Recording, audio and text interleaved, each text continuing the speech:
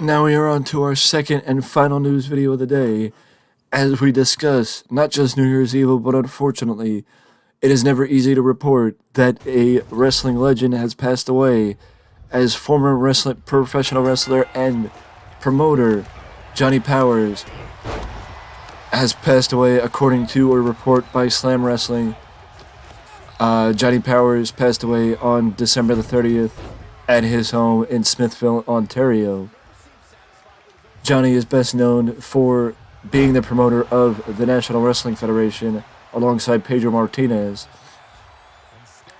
Johnny and Pedro took what was then the Buffalo Wrestling Territory up in New York, up in upstate New York, and they made it. The promotion ran worldwide, distributing their television show, Championship Wrestling with Johnny Powers, both in the United States and internationally. Johnny would then sell the NWF to New Japan in 1973, where the NWF title became one of the major championships in the promotion. This is before the days of the IWGP Championship, so that is one of the reasons why the title became the premier title in New Japan through 1981, which is around the time when the company switched over to the IWGP Championship. Johnny also is a wrestler known for 10 years within Detroit and WWF. He is also one of the few that have had the opportunity to challenge both Bruno Sammartino for the WWF title and Lou Thesz for the NWA title. So Johnny is is among the rare breed to challenge both world champions and two of the best of the era at the time. Johnny debuted in the ring in 1960, but in my opinion, in a way, became just as known for his promoting ability as he was as a wrestler. And then he would retire from the ring in 1982. At one point, he ran a wrestling school with Sweet Daddy Siki before Ron Hutchinson took over his position as Siki's partner as a trainer. Siki and Hutchinson are the men behind training the likes of Gail Kim, Christian and Edge, and Trish Stratus. Actually, the article says Edge, Gail Kim, and Trish Stratus, not Christian.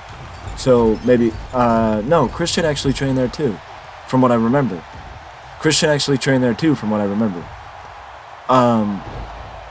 But either way, Johnny did leave a lasting legacy on the wrestling business, and I would like to send my deepest condolences to his family, friends, and fans,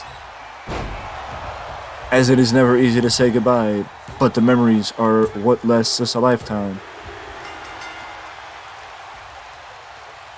And we also look at New Year's Evil. With New Year's Evil this week from NXT, it is the first super show, I guess you could say, from NXT, or major card from NXT in 2023, and it will feature the headline match of Braun Breaker defending his NXT championship against the male of the Iron Survivor of the men's match from NXT Deadline, Grayson Waller. There has been a lot made of the possibility of Grayson Waller being the one who finally defeats Braun Breaker for the NXT Championship, because there's a lot of questions of would Braun Breaker actually make the move to the main roster and even be a surprise in the Royal Rumble. I think if there was ever a time that Braun Breaker would drop the belt, it would be against Grayson Waller, because outside of Grayson Waller, I think Carmelo Hayes is the only person that could defeat Braun Breaker for the belt at this point, as far as being somebody that is set or ready to become NXT champion. I think Grayson Waller is maybe number 2, with Carmelo Hayes being number 1. But Grayson Waller needs a championship reign or a top title reign. I think Carmelo Hayes could be called up to the main roster without having that title reign. but Grayson Waller needs it a little bit more. I'm not saying Grayson is in a worse spot or less or worse than Carmelo. I'm just saying that maybe the North American Championship reign that Melo had gave him more of an opportunity to showcase what he can do on the main roster without being NXT champion. Not saying that he shouldn't be, I'm saying he doesn't have to be. But I think if there was ever a time for Braun Breaker to move up, it would be after dropping the title to Grayson Waller. Tony D'Angelo and Dijak are set to have a street fight on New Year's Eve, as it seems like D'Angelo may have returned as a babyface, and Dijak is just ready to take down anybody standing in his way, where the winner of this match between D'Angelo and Dijak will get a future title shot against Wes Lee, who is the NXT North American Champion. Seeing Dijak as North American Champion would be a pleasant sight, I guess you could say, after seeing him as T-Bar for as long as he has been, or had been, and showing that maybe for once WWE was able to see the potential they had in somebody before they let him go. So maybe maybe WWE could finally right the wrong that they've been doing to Dijak for the better part of the last 2 years, keeping him under the mask as T-Bar and actually allowing him to fulfill his potential as the monster that everybody knows he can be. Tag team gauntlet match where Pretty Deadly will collide with 3 other teams for a future opportunity against the New Day.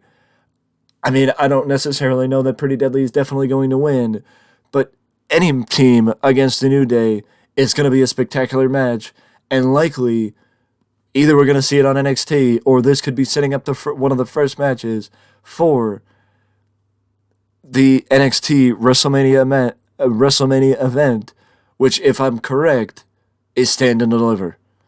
Charlie Dempsey against Hank Walker, which was a match that was supposed to take place this week, but Charlie Dempsey was not medically cleared to compete. So instead, it will be next week as some sort of competitive rivalry between, or I apologize, it's not Stand and Deliver, it's Vengeance Day. Some competitive rivalry is taking place between Charlie Dempsey and Drew Gulak, which could, for all we know, lead to a tag team between Dempsey and Gulak, or with Dempsey and Gulak, but it definitely is looking like it may lead to something between the second generation star and the technician. They have my attention either way. Indus Sheer, Veer, and Sangha against the Creed brothers. This match was supposed to take place at NXT Deadline, but did not due to Veer not being medically cleared to compete, and WWE wanting to make sure that they were protected, Veer and Sangha, before the potential premium live event in India that was supposed to take place in January, but didn't because of the event being postponed by Sony 6. So now the match is taking place, and you have to figure that Sangha and Veer may be the favorites. But speaking of favorites, after a brawl, I guess you could say, of sorts, which it may have been even more out of hand to be considered a brawl, or too out of hand to be considered a brawl, but either way, a 20-woman battle royal takes place at New Year's Eve for the winner to fight at NXT Vengeance Day against the current NXT Women's Champion Roxanne Perez. And I am just realizing that this is not an NXT TakeOver event or a pay-per-view. It is a special edition of NXT on the USA Network. So that is where the confusion was, that Vengeance Day comes first in February, I'm assuming, as the next NXT pay-per-view, and then Stand and Deliver WrestleMania weekend. So that is where the confusion comes from me, because I thought that this was a pay-per-view, and I totally forgot that it wasn't. It was just a special edition of NXT on the USA Network. So, as far as the 20-woman Battle Royal is concerned, I could see one of the members of Toxic Attraction winning, just to address the end of Toxic Attraction as far as it being a trio. But also, maybe I could see somebody out of the ordinary winning to give Roxanne Perez a credible opponent for her first title defense as NXT Women's Champion. Either way, New Year's Evil is not just a card that will set the tone for NXT in 2023, but it is one of the reasons why NXT is flying under the radar, because they have a lot of talent and a lot of people that will or could affect the main roster in 2023. With that being said, though, these have been my thoughts on not just New Year's Evil, but everything and anything as far as wrestling as concerned in the last two news videos. Again, if you want a breakdown of potential suitors for the WWE for a potential WWE sale, then I did a video on that subject last night, breaking down all 6 mentioned in the CNBC article.